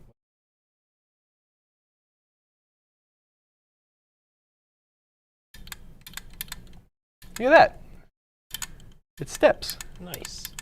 And it's really smooth. It's super smooth. And this is something too, like. Oh, it wasn't. What was that game? I don't think it was a Zachariah game. Yeah, I think it was a you're right. Playmatic game. Yeah. The one that I remember, right the first Playmatic game that I worked on, a solid state one, was Black Fever. Black Fever, go look it up. I'm not going to explain it. But it hasn't aged well, but it's pretty. It's got a, well, it doesn't age well, but I think there's just something more lost in translation than anything. Yeah. But anyways. And Farfalla is awesome. Oh, God, that so game's cool. gorgeous. The cool thing about Black Fever was it actually had an 8-track player in it. Right. That would play these funk songs, and there were like certain things you could do where it would like fast forward to the next song, or it would like find and track the songs to like change what was going on in the game. It was insane. Hey, dog. Hey. Why don't manufacturers today do the cool things that Zakaria did, like the middle of the playfield raising and lowering? Because that's a gimmick, man. They do so many cooler things now. I got to play, this is how much oil I have on my finger. It is like nothing. And generally what I'll do when I oil contacts like this is I'll wipe You're it. a hero, Pen Daddy. Do your best, man. He ever gets his Soccer Kings and Devil Riders working again, he hopes to bring them to shows super rough, and he may be the only, he may only be able to get one of them back to life. Nah, you Do can what get you both. can. You can do it, man. I have faith in you. This is the end result of putting oil. My hands are gross, but can you hand hold really quick? We'll get back to the lesson. I love chatting, but this honestly might even be too much.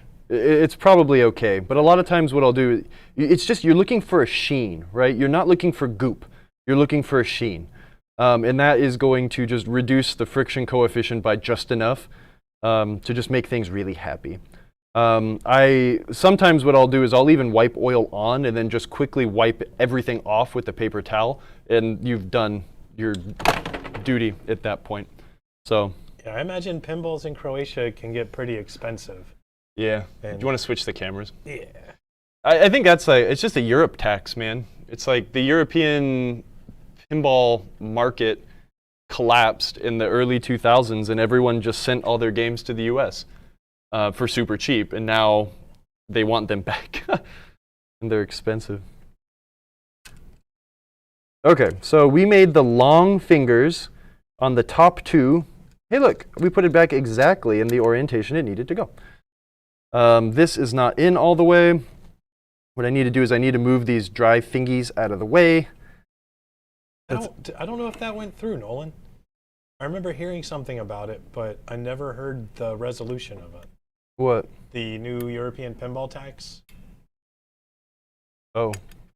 Wait, what? Yeah, it was a tax on pinball machines that were made not in Europe. Yeah, well, so it's just a luxury tax, right? And it's probably I think it was specific to pinball, though. It was really weird. I can imagine it was a pushback on, the tariffs not we, but our previous guy put in against, the rest of the world. So wouldn't surprise me if it was a retaliatory thing. I'm off one, but that's fine because it doesn't matter. It's a continuous stepper, so I actually don't need to worry about that. But again, it's just good practice to try to get everything to line up nice. But anyways, it's back together. So very quickly, where did these nuts come from? Oh, those are what held it on, duh. We're going to put the, you're not doing it right if you aren't coming back with one extra part. This stream sponsored by Cletus. Yeah. Engineers don't know what they're talking about. You don't need that thing. I'm going to try hand tightening it first. What you can do, right, let's think about this. Jaded, that should do it. This shaft, right, is connected to this gear. If you tighten the ever-living piss out of this thing, it's going to put a lot of friction on all of these little teeth and the spider and its contacts, and it's not going to want to spin. One thing you are going to want to do before you put this thing back together, look at every little foot. Make sure it's making like nice, straight, as much as it can contact against every little rivet. We obviously we want to make sure that they're not bridging two of these rivets. That's bad. Some of these actually aren't fitting very well. I'm going to very gently suggest them in the right direction with my fingers. I really, really, really do not like using tools when it comes to adjusting these things, because if you break one, you are literally effed. These are not easy things to replace. So just very gentle coercion to try to get them where they need to be is what I would recommend, but that's me. I'm not an expert. And what we've got now is something that should step very nicely. I'm going to step it one tooth very gently, and then I'm going to let it down very slow. I'm not even going to let the spring do it. And it steps. And that's what you're looking for most steppers. You want them to step really gentle, because that way there's literally no way it could ever get stuck. Using the violence of the coil going and then snapping, it's always going to step that way. But if you can very gently suggest it go through, that's good. And that's what you're looking for. So I'm going to pat myself on the back. Who doesn't like banana flippers? Dumb people. Because banana flippers are rad. Totally rad. I'm going to, since I have greasy fingers, I'm going to just make sure I wipe off this plunger using the clean paper towel. This is the clean paper towel. And that X-Force video you sent Kyle was just amazing, Daniel. Oh yeah, that was cool. I want European pinball games. The music was so good. The sounds were so good. I'm gonna buy only EMs, only old Bally, and only old European games from now on. That's it. After you buy that Mando? Well, maybe. We'll see. If I ever am rich, I'll buy a new Stern game again, but it's all a once in a lifetime thing. I don't know, man. My Deadpool last month actually made a killing. Yeah, dude. The new games make more money. People want to play what's new. I don't know though, because my Meteor made $100 on 25-cent play in a month, and my roller games made. Well, it was broken for a couple weeks because no one told me it was broken, but it still made $150. So almost as much as one Deadpool. 78 PRN Sam says on an early Bally Stern solid state rectifier. Yep. Does 5.4 volts on TP1 guarantee 5.4 volts should be registered on the J3 pin 8? No. Having problem getting power to the MPU. Well, you've definitely got loss, right? The more things that. Oh yeah, LEJ. Yeah. Sorry. Go ahead. Oh, I was just going to say there's residual resistance as everything continues moving, right? So if you've got a really crummy pin and a really crummy, crimp on the rectifier board, which leads to another really crummy pin and another really crummy crimp on the MPU or whatever, right? You could lose a couple tenths of a volt, and by the time it gets to the MPU, you might have 4.8, and it might be a little grumpy, right? So definitely check those things too. Check for cracked solder on both things. I'm assuming your rectifier board is new. It seems like it's more common for people to replace rectifier boards nowadays, and I do not blame you. Yeah, LEJ, there's transmission, which is right across the street from the Columbia Courthouse. There is Bang Back, which is down in 5 Points where Delaney's used to be. There's also, Village Idiot. No, Granby Grill. Granby Grill. Granby Grill. What street? Whaley Street? On Whaley, yep. Firefly on St. Andrews. Yeah, Firefly. All kinds of places games in Columbia now to play pinball. What's it called? Hazelwood Brewing in Lexington has a couple pinball games. I've got a couple games at Art Bar in downtown Columbia also. Is Pinball Map up to date for Columbia? Yeah, it should be. There's a couple people that are really, really on top of that. I just check out pinballmap.com and just punch in Columbia, and all the games that are playable in town will pop up. Pro tip. Oh, hey, look, never mind. I don't need to add screws. There's a ton of screws in the back of every game. They're both amazing, LEJ. Yeah. Yeah, go check them out. Pinball in Columbia is alive and well. And Firefly maintains their game. Yeah, I've heard a couple of them need a little bit of love right now, but for the most part, those games are generally really, really well maintained. David said, it's worth pointing out this continuous stepper uses the same frame as a step-up reset stepper. Hence, it may look like a second coil is missing, but it's not. Good point. Part homogenization. Make everything the same. It makes it easier to build these things. And now now that I have a little bit less room, I'm not going to be able to show this on camera, but just now that it's all back together, I'm going to watch it step, and it still steps beautifully, and I am happy as a clam. So we'll reinstall it. So, okay, this took a little bit of a, this took a long time. This took a long time, part because I'm trying to make the camera work. It's taking a long time, part because there's not a lot of light in here and I'm blind, so I can't see anything. But this stuff just takes a long time. It's really common, you know, when someone brings me an EM, you know it's a basket case, and you tell them, it's like, look, this is going to cost, you know, at minimum $600, $700, $800 to fix this thing.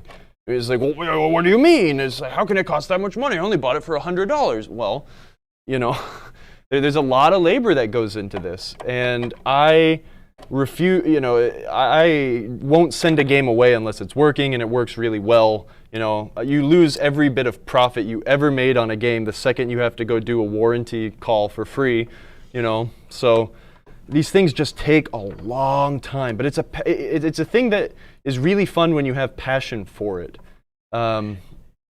Fixing solid state games is very procedural. If this is happening and then this is happening, well, your most likely cause is this. Look here, that's how you fix it. So how's it feel to have serviced your first stepper since February 2020? February 2020? I mean, that's what David said. Yeah, Kyle serviced his first stepper since February 2020. Oh, good point. I was working on my Grand Prix last year. It feels good, man. I love it. I love working on Williams pinball machines. I love them so much. Gottlieb games, I cannot stand working on them, but it feels so good once they start working again. But I'm just happy that this game's kind of coming along. Other than the cosmetic arts and crafts bit that I really am not looking forward to on the playfield, this is going to make me so happy to have this done. And Colin says, pro tip from K-Dog. You don't need to buy screws. Just look in the cabinet. Yeah, no, you're not. I'm not wrong. I found the screw that actually used to go in here. I didn't use it for whatever reason, but you know. But if you do need screws, I'd suggest our fastener kit. With most major screws used in pinball machines. Did I put that in right? Yeah, I did. Okay. I was just looking at the orientation of the coil, and the lugs are like danger close to the ones unit, but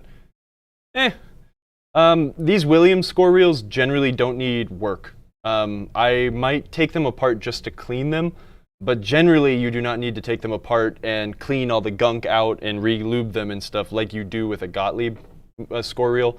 These things step so nice, I don't think I'm going to touch them. I'll just clean them because they're very dirty. Actually, I'm wrong. That one sucks. Touchpad makes me crazy, Kyle.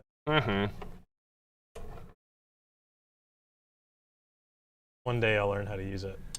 There we go. Actually, that's what I was talking about. That's the fastener kit. Yeah, buy one of those. Buy one of those and buy a rubber assortment. It's, you know, you don't need to buy a rubber kit for your game every time you lose a rubber, right? You just buy a big old rubber assortment, keep them in a cool, dry place, and you'll always have the right rubber. And then when you're ready to go back and shop your game, buy the rubber kit, and you're set. You have all the unique ones, etc. And there's the white rubber assortment. Yeah. I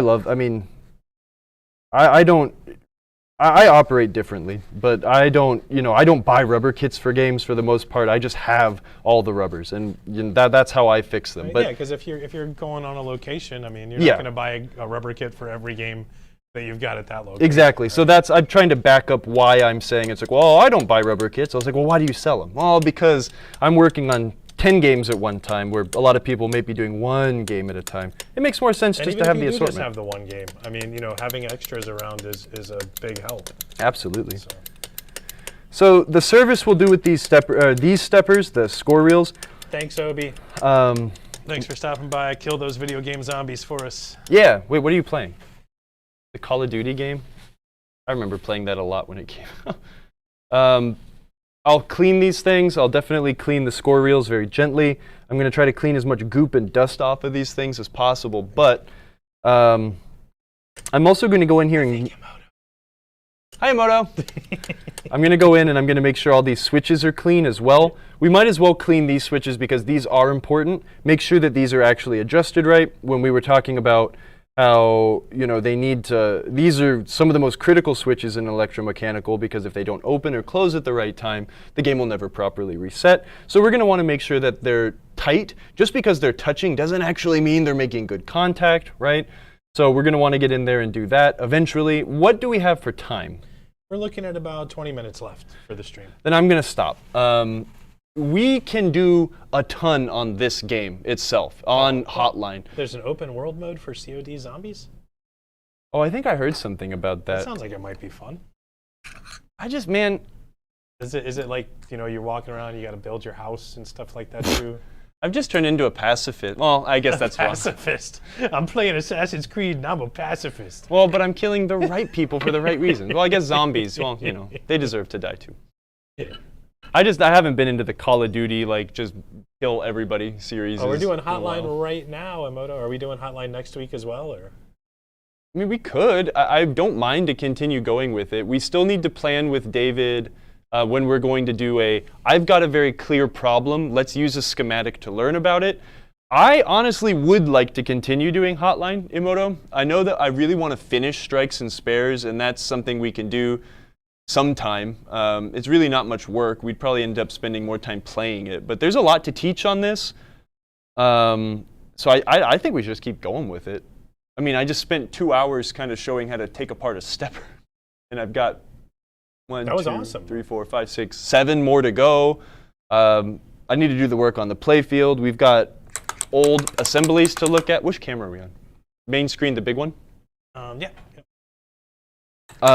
We've got assemblies to look at, and we could look at how old flippers work and what they look like. We are a long way from actually putting this game back together, mostly because I'm not a woodworker. So I am a little anxious about not staining, but lacquering, etc. But I don't know. The pen guy says, Kyle, I was remiss in thanking you. I had asked you a while back about a buzzing coming from my coin door on a Bobby Orr power play. You told me to clean the plate and make sure that there were no pits. You were spot on. It is fine now. Thanks. All right. Later, Obi. 24-hour Pentech stream. I'll do it. For charity. Do it for charity? Yeah. Get me a game. I'm going to go clean my hands because they're really oily. Okay. So you keep everyone entertained. I'll do my best. Okay. It seems like our friend Bad Outta Hell by Meatloaf is not here today. I have not seen Ty today. Well, I'm glad I didn't bring we didn't get those Peronis then, because we'd be cheering. Save them for next week. Yeah. And Colin really wants a crimping episode. We've done a few, but I'll do one with his new thanks tool. Thanks again, Colin. That was so nice of you to send that care package. Those hop slams were amazing.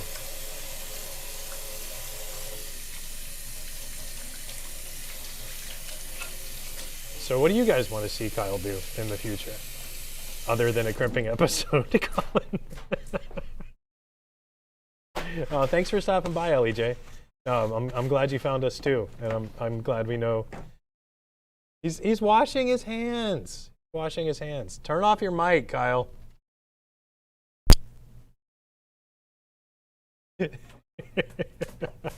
They want to see more of the wood sanding ASMR stream, which I found really relaxing as well. It was hard to make it through that one without passing out, but not because it was uninteresting, just because it was so relaxing. What? The wood sanding stream? Oh. Yeah, people like that for some reason. And Daniel says, it will be nice to see you repair an Italian pinball. Yeah, well, I need to turn your mic back on? Yeah. I just need to get an Italian pinball. I don't own any. Cheers. So I do have to do a big shout out to a friend of the show, Colin Baxter. We've always referred to him as that. Colin sent Steve and I a big old care package of amazing Midwestern / Michigonian beer. And he also sent me a ratcheting crimp tool. So next time we have to crimp something, we are absolutely going to try that out. I'm excited to use one. It sounds fun. Decent Fart says he wants to see you do playfield restoration for worn down spots for a table without purchasable fixes. His Embryon. Man, I really don't do a lot of that. I don't like doing that because I'm not super great at arts and crafts, etc. And my pinball philosophy is very much so make the most with what you got. And generally I don't need to have like the world's cleanest game, etc. But again, like you're saying, with Embryon, especially if it's something small, long story short, one of our good friends up in New York and Rochester, she is like an amazing artist and great at repairing pinball playfield damage, cabinet damage, etc. And it would be really fun one day to go film a whole series with her on what kind of paints, what to paint, how to paint, etc. I would like to learn how to do that. It's just kind of not my forte. I've got the engineering brain, not the artistic brain. Finally got it. I finally got what? I just got it. Yeah, you got it. My beer, buddy. Prost. Yeah, I think EMs will be fun to keep going with because, again, these are what I like most now. Old Bally's and this, so I want to keep going with it. I've got a lot of EMs that need love, and I'm going to try to buy some too. We're going to Pinfest in Allentown, Pennsylvania. I know that there's going to be a mostly empty trailer, and I'm going to come up with lots of greenbacks, and I'm going to see maybe if I can find myself another project or two, mostly along the lines of something like this, short flipper games or single-player Gottliebs, stuff like that. We'll see what we can come back with. And if anyone else is going to be up there, please come say hi. I will be there all weekend with friend of the show, Bat Outta Hell by Meatloaf, Miss Emoto herself, coworker Crystal, coworker Aaron, coworker Marco, boss Mark, and boss Nancy, and boss Paul. Who else is going to go? I swear, man, I'm going to give you like $200 just to buy me food at the farmer's market next door. It's so good. I'm going to get so much kiffle. I'll buy whatever we need. Breads, dried meat products, vegetables. Dried meat products are amazing. I really do need to order some more Landjaeger from my sausage place. You don't have to order it. Just wait until Good point. Pinfest. Good point. And you can get it fresh right there. Ooh. Fresh off the cow and dried. No, I mean, they do. They sell straight up Landjaegers. That's what they call them, too. That's awesome. It's not like a Slim Jim.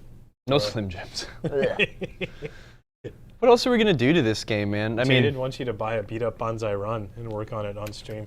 I'd love to. Does someone want to bankroll my hobby? I almost was thinking yesterday about a couple of days ago about selling all of my pinball machines and just buying the Porsche 911 I've always dreamed of owning, just because like people are paying like such insane money for pinball now. But the reasonable part of my brain kicked back in and said I'd probably be making a giant mistake. So you might be able to charge people for rides in your Porsche. But the upkeep is higher. Right. So I'd rather make my lack of fortune a quarter at a time instead of, oh crap, I just blew up a 50-year-old Porsche engine. But yeah, no, this will be fun. I think we'll do some fun Resto Modi stuff on this. Not super hard. The more I look at it. That's right, small town pinball. Yeah, people are paying insane amounts for cars right now as well. That's true. So yeah, I was considering. I almost traded my 2019 GTI in for a 2019 used Golf R, and I would have only come out behind like $6,000. Had more miles than my car, but like that's a big upgrade for a car that costs $20,000 more than I bought it for. I mean, pinball machines are covered by renter's insurance, home insurance, homeowner's insurance. And so I guess it's probably based on how much you're trying to insure. Probably. I don't know. I mean, my insurance agent was just like, what are they all worth? And I gave him a number, and he said, okay, they're insured. Janet said, pinball is insane right now. So are cars. And pinball machines about cars. Yeah. Oh, I'd love a checkpoint. Find me a checkpoint, and I'll be a happy man. The turtles over there. Not checkpoint. You can't shoot the ramp and tell you how many miles an hour you just went. You're right. 248 miles an hour. Feature. It's so good. But yeah, I don't know. We'll definitely. I think we should finish this game. I think it's going to take a little arts and crafts that I have to do off camera, so I need to inspire myself to do this extracurricularly a little bit. And we'll just finish it. I'll get some LEDs. I definitely want to put some LEDs in the feature matrix because it will just pop so much more. I am one of those awful heathens that do put LEDs in EMs sometimes, so sorry. But it brightens them up, makes them look more modern. I can't remember what show that was where people were handing out those thank you for not using LED flips. Oh. They'd put them on any game that just had incandescence in it. I mean, I remember that back in the day. Right. I mean, I put LEDs in a lot of my games just to keep me from having to do more work. 2001, I think, has all incandescence in it, but whatever. With EM, sometimes I'll put... You're probably right, decent parts. There's probably the incandescent business going around doing it. Yeah, the guys from ICO. Oh, let's be honest, like even just like 4, 5, 6 years ago, LEDs for pinball sucked. And they were awful. They didn't look good. They were all the wrong color temperature. They were spotty. They still burned cooler than incandescence. So if you were using them just to keep your plastics from melting, I mean, they still work. Absolutely. But you're right, there are so many more flavors now. And they can look good. I mean, like on my Mars Trek at the arcade, like every other score reel has an LED in it, and it just makes it look brighter, right? When you're how old is that game? 40-something-year-old game is sitting next to a 2017 Iron Maiden. There's just something, you got to get something to pep it up, So thank you for not using LEDs. We should do that. I'll be that guy now. No, just kidding. I like LEDs. LEDs are great, man. I mean, they've saved so much artwork. So many back glasses. Yeah, this whole back glass is going to be using LED, but I'm going to use the dimmer ones that Comet sells to not make it be too obvious. But also, again, just saving the ink, right? Those incandescent bulbs will start to burn that ink, and it's no good. Especially when you've got a spotless back glass. I do not know how lucky I got with this back glass. It's just incredible. It's not screwed up at all. It makes me happy. The whole game makes me happy, except for this. But it's okay, because everything can't be easy. Some things have to be a learning experience to get out of your comfort zone a little bit, So, yeah. Another thing I just thought about, I've got that Jack-in-the-Box playfield right there. I have a Gottlieb playfield I scavenge parts off of for Gottlieb games, but it's got steppers on it. That would be a fun one to do a concise video on a Gottlieb stepper unit, Maybe if I pre-planned and didn't stumble over my words so much, Oh, cool. That sounds awesome. Daniel says he has an old German Ford from '69. He's had it almost 13 years, and he still isn't done with the restoration on it. Huh. What kind of Ford? Like a Cortana? No. What are they called? What was that old? I don't remember. The Catalina. That was a Pontiac. Anyways. Yeah, well, that's kind of one reason I got into pinballs, because motorcycles and cars are too expensive and too big and too bulky. So turning my other hobby into my job was took a lot less space. And now that I don't have a garage, hard to keep extra cars around. What else is going on this weekend? Has anything extravagant happened at Marco lately? Yes, we have a lot of stuff in stock. Steve and I both work on keeping things in stock, and we have a lot of things now. Our numbers keep going up. We're trying to restock on cup holders. I know we're going to get a little shipment of those coming in. Oh, he says it's a Ford 17M. Oh, wow. Taunus? Huh. I don't know what that is. I want an old, DKW or something. I want, an old two-stroke, weird German car from the 60s. Yes, P7B. Not familiar with that. Nope.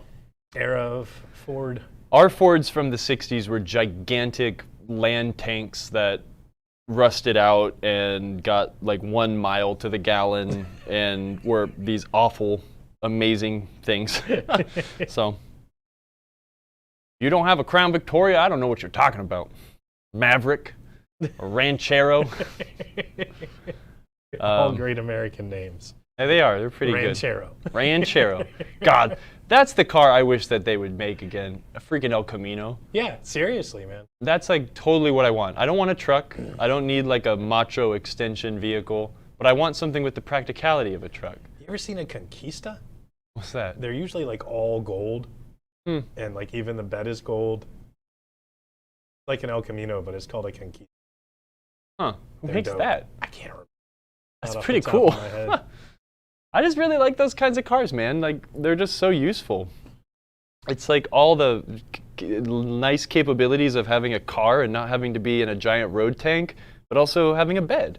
Subaru, what was that car they did? The Baja. Yeah. That was the raddest car ever. That was cool. And everyone just shat on it and said that it was dumb. I think it's great. I didn't swear. That's a great car. But I want one of those Ford Transit vans, or maybe like a Sprinter van, I guess. I just don't want a big car. I don't like big cars. Yeah, the Utes, the truck cars, the Australian truck cars. Those are cool. Leave it to the Australians. They've got all the cool cars. The Holden Commodore. Yeah, it's just like a boring grandpa car, but you could get it with like a 400 horsepower V8 and a manual transmission. That's what I like. I like sleepers. Let's see, we got Laserlos. Ooh, Quasars. Wow. Should What we are they rank streaming? Quasars? Who else is streaming? Let's see the whole list. We got Laserlos, Quasars, Surrogate Games. Looks like that's all the pinball right now. I'm gonna have to say it's Quasar's time. Yeah, let's hit them up, man. We got to hang out with Steve and his wife, Lord Quasar himself, at Portland Retro Gaming Expo about a year and a half ago. And man, they are just such good people. So I think we're going to raid them. Yeah, we should. Thanks so much, guys, for hanging out today. Yeah, thanks. And don't forget our free shipping code for orders over $99. It's PT-Anchor. It's also good for international orders, flat $10 off. So thanks so much, guys. Yeah, hopefully you learned something. If you didn't, don't come back. So Do come back. /raid space the space, Twitch name. And then, That's how you do it. oh, this touchpad. Oh, and pour one out for Cletus. I'm not going to get rid of him. I might have muffed his legs up, but. Okay, guys, thanks so much. We'll see you later. Stick around for a little Quasars Arcade, and we'll see what's going on up there in British Columbia.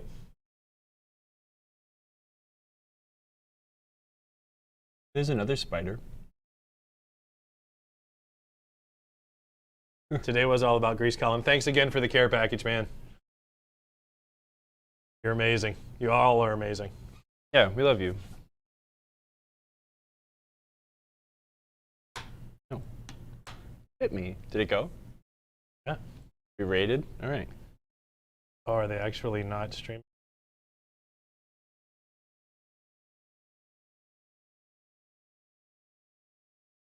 Oh, well.